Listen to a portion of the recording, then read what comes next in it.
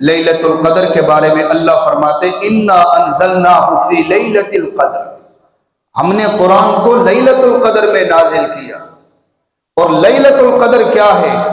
1000 مہینوں کی عبادت سے اس ایک رات کی عبادت افضل ہے۔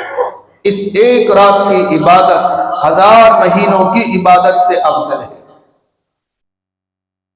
لکھا ہے کتابوں میں کہ نبی صلی اللہ علیہ وسلم نے ایک دفعہ صحابہ کی مجلس میں گزرے ہوئے لوگوں کے حالات سنائے، ان کی عبادت کے بارے میں بتایا۔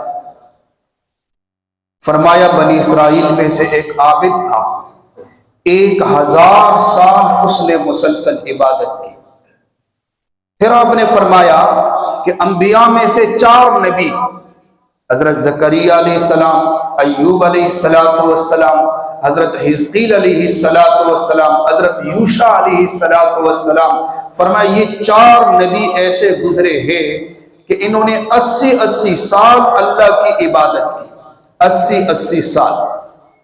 پھر ایک اور مجاہد کا ذکر آپ نے فرمایا ایک مجاہد ایسا بھی گزرا ہے جس نے 80 سال جہاد کیا اور اسلحہ اس کے جسم پہ تھا، یعنی اسلحے سے لیس ہوتا تھا، اور یہاں تک کہ اسلحے کے ساتھ اٹھتا بیٹھتا تھا، اتارتا بھی نہیں تھا۔ صحابہ کی ایک عادت تھی، آپ کو پتہ ہوگا، جب نبی صلی اللہ علیہ وسلم کبھی کسی کی نیکی بیان فرماتے تھے نا، تو صحابہ کی طبیعت مچلتی تھی ایسے کہ یہ ہم سے آگے کیوں بڑھ گئے، ہمیں آگے بڑھنا چاہیے۔ قرآن اور حدیث نے ہمیں یہی بتایا، دین کے معاملے میں جب کسی کی نیکی کو ذکر کیا جائے تو مسلمان کی طبیعت ایسی ہونی چاہیے کہ ایک دم اس کا شوق اور جذبہ پیدا ہو جائے، یہ اگر اس قدر نیک آدمی ہے تو میں اس سے پیچھے کیوں ہوں، مجھے اس سے بھی آگے بڑھنا چاہیے۔ اب جب صحابہ نے یہ فضیلتیں سنی اور نبی صلی اللہ علیہ وسلم کے بیان کردہ یہ واقعات سنے تو طبیعت مچلنے لگی کہ یہ لوگ تو ہم سے آگے چلے گئے۔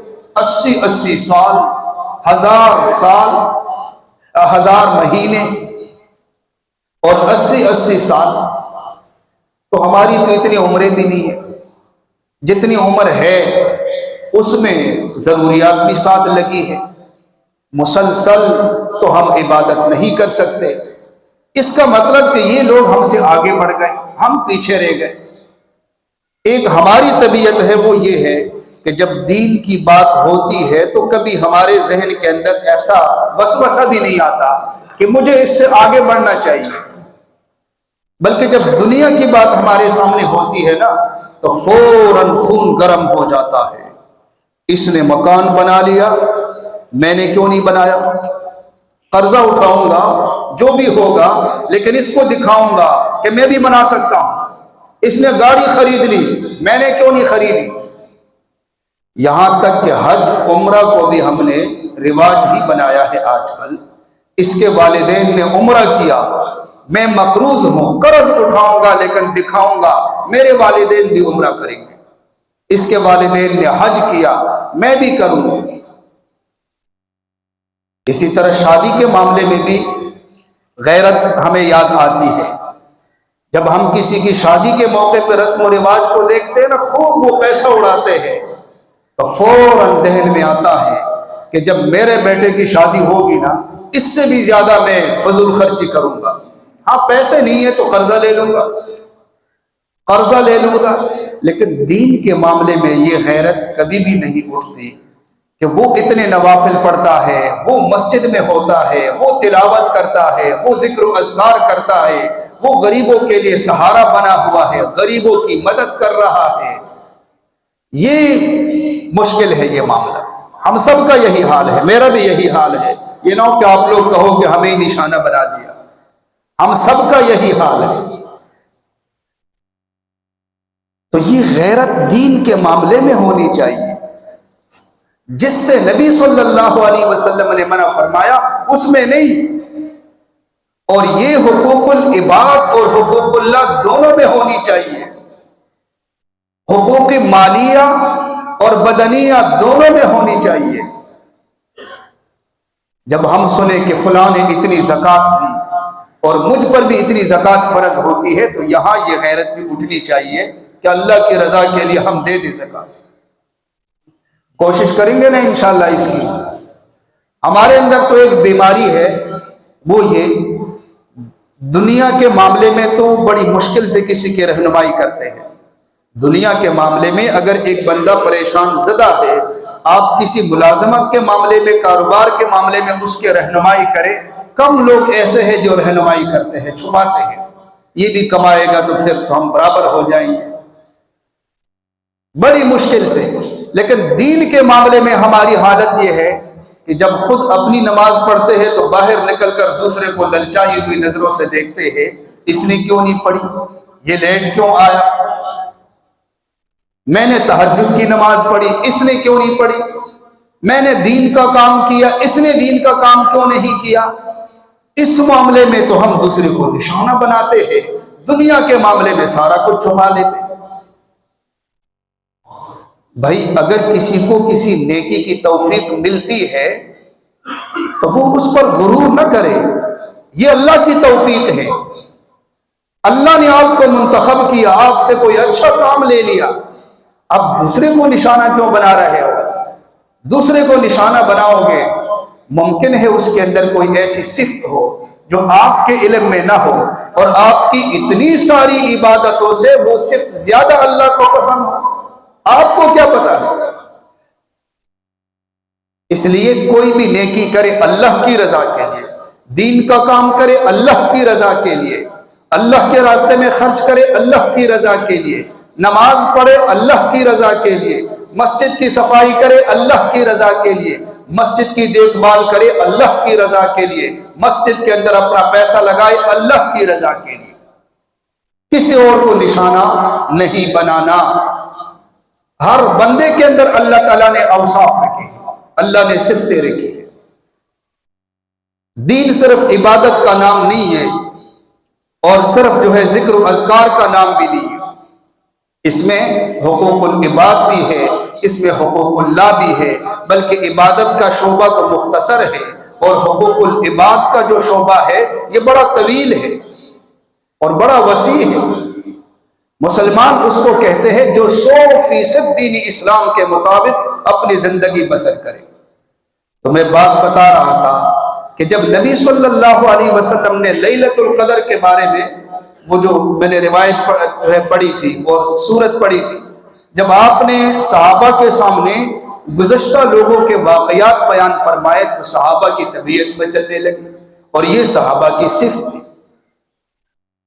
جیسے ایک اور واقعہ ہے حدیث کے اندر، نبی صلی اللہ علیہ وسلم تشریف فرما تھے، آپ نے فرمایا کہ اس دروازے سے دیکھو ایک آدمی آئے گا، اگر آپ جنتی کو دیکھنا چاہتے ہیں تو یہی جنتی ہے، دیکھ لو۔ اب صحابہ بڑے ہوش سے دیکھنے لگے کہ کون ہوگا جس کے بارے میں اللہ کے نبی نے فرمایا کہ مرنے سے پہلے اس کے لیے جنت کی بشارت ہے۔ دیکھا ایک صحابی نے جوتا اٹھایا ہوا ہے اور داڑھی سے جو ہے وضو کا پانی اس کے قطرے ٹپک رہے ہیں، اور دروازے سے داخل ہو گئے۔ صحابہ نے دیکھا، دوسرے دن وہاں بیٹھے ہوئے تھے، آپ نے دوبارہ فرمایا کہ اب جو آدمی داخل ہونے والا ہے دروازے میں، اگر تم جنتی کو دیکھنا چاہتے ہو تو وہ جنتی ہے، دیکھ لو۔ دیکھا تو وہی صحابی دوبارہ اسی حالت میں مسجد کے اندر داخل ہو گئے۔ تیسرے دن دوبارہ ایسا ہوا، آپ نے فرمایا تو تیسرے دن بھی وہی صحابی داخل ہو گئے۔ اب صحابہ کی طبیعت مچلنے لگی، کون سی خصوصیت ہے اس صحابی کی کہ اللہ کے پیغمبر فرماتے ہیں کہ جنتی کو دیکھنا چاہتے ہو تو یہ جنتی ہے۔ فوراً ذہنوں کے اندر یہ بات آ گئی، کاش یہ جو عمل کرتا ہے وہ عمل کرنے والے ہم بھی بن جائیں، تاکہ ہمارے بارے میں بھی اللہ کے نبی بشارت سنا دیں۔ نیکی کو سن کر جذبے کا پیدا ہو جانا یہ ایمان ہے۔ اب ایک صحابی وہاں سے اٹھے اور جس صحابی کے بارے میں آپ نے خوشخبری سنائی تھی ان کے ساتھ ان کے گھر چلے گئے، فرمائے 3 دن آپ کے پاس رہوں گا، میں گھر نہیں جا سکتا کسی وجہ سے۔ اب اس کے ذہن میں یہ ہے کہ 3 دن دیکھوں گا یہ کون سا عمل کرتا ہے۔ تہجد تو ہم بھی پڑھتے ہیں، نوافل ہم بھی پڑھتے ہیں، تلاوت ہم بھی کرتے ہیں، ذکر و اذکار ہم بھی کرتے ہیں، اور یہ بھی کرتے ہیں، سب کرتے ہیں، لیکن ان کے لیے بشارت ہے جنت کی۔ 3 دن صحابی نے نوٹ کیا کہ یہ کیا کرتے ہیں، لیکن تینوں دنوں میں کوئی خاص عمل نہیں ملا، بلکہ جو دیکھنے کے لیے صحابی گئے تھے اس کے نوافل زیادہ تھے، اس کی تلاوت زیادہ تھی، اس کے ذکر و اذکار زیادہ تھے، اور اس کی عبادت زیادہ تھی اس سے۔ تو دل کے اندر نا تھوڑی سی پریشانی بھی آ گئی کہ اس سے تو میرے اعمال زیادہ ہے اور اس کو جنت کی بشارت۔ تھوڑے سے نا پریشان سے بھی ہو گئے کہ یہ کیا معاملہ ہے۔ تیسرے دن وہاں سے رخصت ہوتے ہوئے اس کو سارا واقعہ سنا دیا کہ 3 دن اللہ کے پیغمبر نے آپ کے جنتی ہونے کی بشارت دی۔ انہوں نے کہا حضرت آپ نے دیکھا ہے، ایک ہی کمرے میں ہم سوتے تھے، کھاتے تھے، پیتے تھے، آپ نے سارا کچھ دیکھ لیا، یہی تھا۔ کہنے لگا یہ تو کچھ بھی نہیں ہے، یہ کم ہے۔ آخر میں بتایا کہ ایک عمل اور ہے جس کو آپ نہیں دیکھ سکتے۔ کہا جی وہ کون سا عمل ہے؟ فرمایا رات کے وقت سونے سے پہلے میں اپنے دل کو صاف کر لیتا ہوں اور سب کو معاف کر لیتا ہوں، یہ ایک عمل ہے۔ فرمایا یہی عمل ہے جس کی وجہ سے اللہ کے نبی نے فرمایا کہ یہ جنتی ہے۔ نوافل، تلاوت ان کی وجہ سے نہیں، سب کو معاف کر دیا، اپنے دل کو صاف رکھا۔ تو نیکی کے بارے میں سن کر جذبہ پیدا ہو جانا، یہ ایمان ہے، یہ صحابہ کا طریقہ ہے، یہی قرآن کا حکم ہے۔ حضرت عمر رضی اللہ اکثر صدیق اکبر کے ساتھ ہوتے تھے، ہر موقع پہ سنتے تھے اللہ کے نبی جب پوچھتے تھے یہ نیک عمل کس نے کیا تو حضرت صدیق اکبر کھڑے ہو جاتے تھے، تو پہلا نمبر صدیق اکبر کا ہوتا تھا۔ کلمہ بھی سب سے پہلے صدیق اکبر نے، لا الہ الا اللہ۔ مال بھی سب سے پہلے نبی علیہ السلام کے قدموں میں صدیق اکبر نے۔ ہجرت کی رات بھی صدیق اکبر ساتھ رہے، پورا خاندان نبی علیہ السلام کی خدمت کے اندر مصروف رہا۔ اور جب ایک موقع پر اللہ کے نبی نے فرمایا آج جنازے میں کون شامل ہوا، سب سے پہلے صدیق اکبر اٹھے۔ فرمایا آج بیمار کی عیادت کس نے کی، سب سے پہلے صدیق اکبر اٹھے۔ فرمایا آج غریب کو کھانا کس نے کھلایا، سب سے پہلے صدیق اکبر اٹھے۔ حضرت عمر اپنے دل میں سوچنے لگے کہ کیا کوئی ایسا موقع نہیں مل سکتا کہ میں بھی کسی موقع پر صدیق اکبر سے آگے بڑھ جاؤں۔ اس کے لیے جب اللہ کے نبی نے غزوہ تبوک کے موقع پہ اعلان فرمایا نا کہ پیسہ جمع کرو، جو تمہارے پاس ہے وہ جمع کرو، جہاد کے لیے جانا ہے، تو حضرت عمر کے دل میں آیا کہ ان دنوں میں صدیق اکبر کے پاس کم ہے، گھر کے اندر کوئی مال دولت نہیں ہے اور میرے پاس زیادہ ہے، یہ موقع ہے میں صدیق سے آگے بڑھ جاؤں۔ جلدی سے اپنے گھر گئے، گھر کے مال کو 2 حصوں پہ تقسیم کیا، ایک حصہ اللہ کے نبی کے قدموں میں ڈال دیا۔ پیچھے صدیق اکبر کے گھر میں تو سارا مال تھوڑا سا تھا، اتنا زیادہ نہیں تھا، پہلے سے وہ خرچ کر چکے تھے۔ وہ اپنے گھر کا سارا مال اٹھا کر لا کر نبی علیہ السلام کے قدموں میں ڈال دیا، لیکن وہ سارا مال بھی تھوڑا سا تھا۔ حضرت عمر جو کچھ لے کر آئے تھے وہ زیادہ تھا۔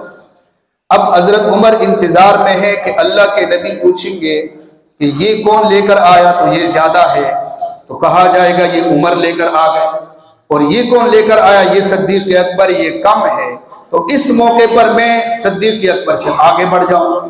لیکن اللہ کے پیغمبر سمجھ گئے، آپ نے مال کو دیکھا ہی نہیں، آپ نے قربانی کو دیکھا، آپ نے سوال جو کرنا تھا اس طریقے سے سوال آپ نے کیا ہی نہیں۔ حضرت عمر سے آپ نے فرمایا ما ابقیت لأہلک، عمر بتاؤ گھر والوں کے لیے کتنا چھوڑ کر آئے ہو، یہ نہیں فرمایا کتنا لے کر آئے ہو، زیادہ، گھر والوں کے لیے گھر میں کتنا چھوڑ کے آئے ہو۔ عرض کرنے لگے یا رسول اللہ آدھا آپ کے قدموں میں ڈال دیا، آدھا گھر میں ہے۔ فرمایا اچھا۔ صدیق اکبر سے فرمایا، یہ نہیں فرمایا کم زیادہ نہیں، ما ابقیت لأہلک، گھر والوں کے لیے کتنا چھوڑ کے آئے ہو۔ صدیق اکبر عرض کرنے لگے یا رسول اللہ میں نے اپنے گھر والوں کے لیے اللہ اور اس کے نبی کا نام چھوڑا ہے، باقی گھر کے اندر جو کچھ تھا وہ سارا اٹھا کر آپ کے قدموں میں ڈال دیا۔ حضرت عمر اس وقت سوچنے لگے کہ عمر آپ جتنا بھی زور لگائے آپ کسی بھی موقع پر صدیق اکبر سے آگے نہیں بڑھ سکتے۔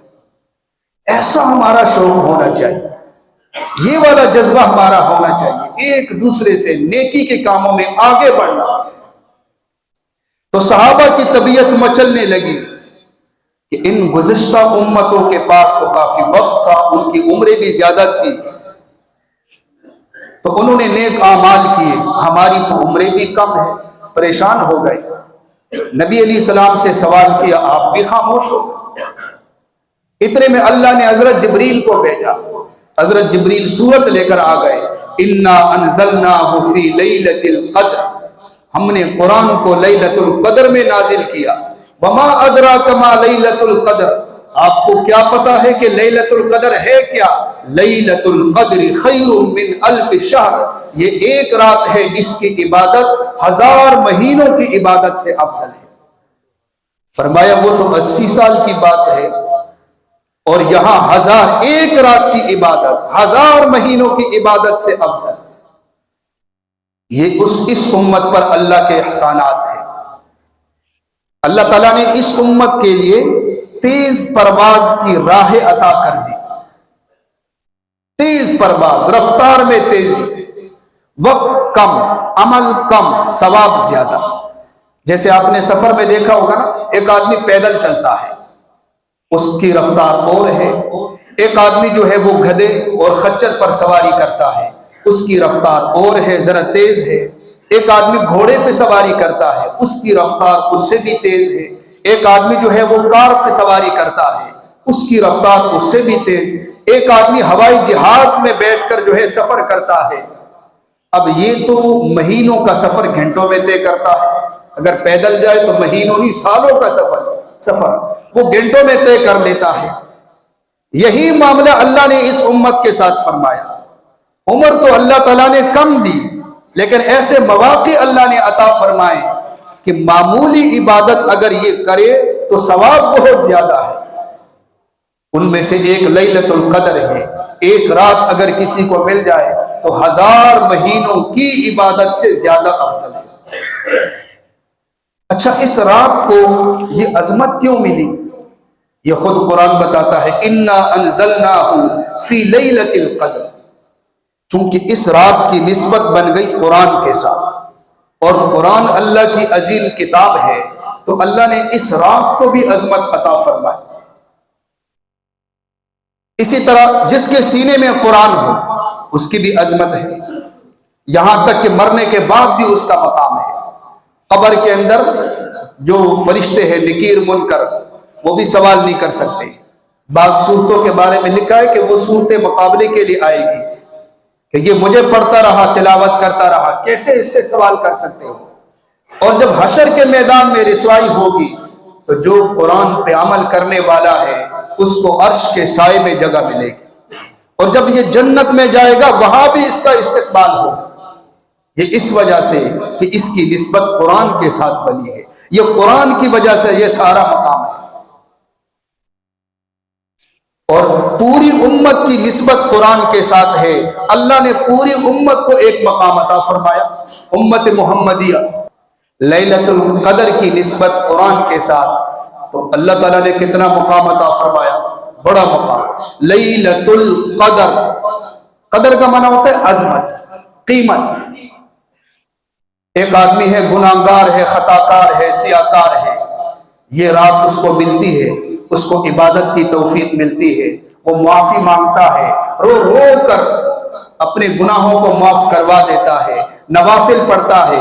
اس ایک رات کے گزرنے سے پہلے وہ تو بے قدر و قیمت تھا، لیکن اس ایک رات کے گزرنے کے بعد وہ قدر والا ہو گیا، عظمت والا ہو گیا، مقام والا ہو گیا، اللہ نے اس کے گناہوں کو معاف کر دیا۔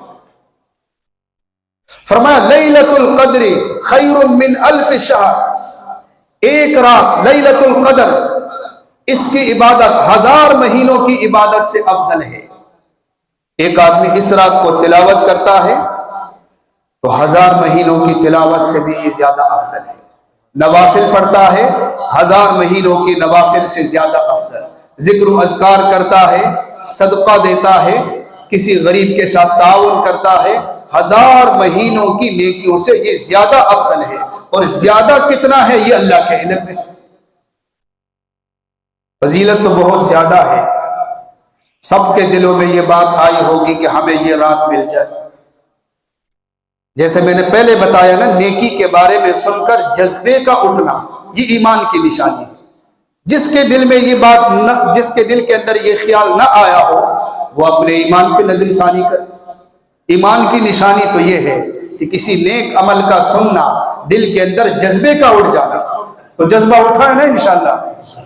اس کے لیے تو ایک صورت یہ ہے کہ ہم آخری عشرے کے اندر تہجد کا اہتمام کریں، پوری کوشش کریں، خصوصاً طاق راتوں میں تو ضروری تہجد کا اہتمام۔ یہ لازمی نہیں ہے کہ پوری رات کا کچھ حصہ بھی مل جائے پھر بھی ثواب مل جائے گا، اور اس سے کامل طریقے سے فائدہ حاصل کرنا، اپنے آخری 10 دنوں کو قیمتی بنانا، اس کے لیے اعتکاف کی صورت۔ ہم مسجد کے اندر اعتکاف کے لیے بیٹھ جائے، پورے سال میں سے 10 دنوں کے لیے مسجد میں اعتکاف کے لیے بیٹھنا